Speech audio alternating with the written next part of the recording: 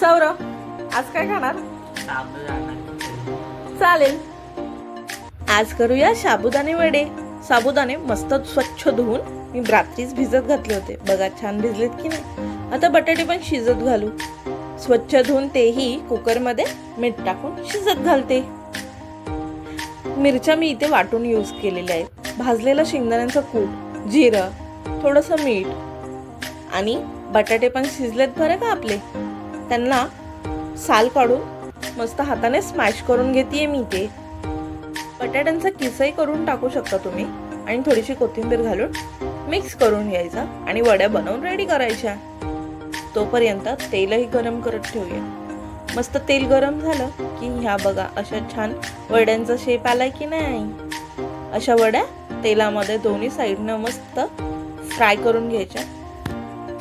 सुक्या खोबऱ्याची चटणी पण केली होती मी इथे. सुकं खोबरं थोडंसं, मिरच्या, मीठ, कोथिंबीर, कढीपत्ता मस्त वाटून घ्यायचं. त्याच्यात फोडणी वगैरे काहीही द्यायची नाहीये. मस्त लागते. ट्राय करून बघा आणि दह्यासोबत हे सर्व करायचं. हे बघा दोन्ही साईडने गोल्डन ब्राऊन झालेत की नाही. भावाची ओव्हर ऍक्टिंग बघू. सौरव हे घे. इथे मी साबुदाणे वडे एन्जॉय केले. तुम्हीही करा. यम्मी झालंय.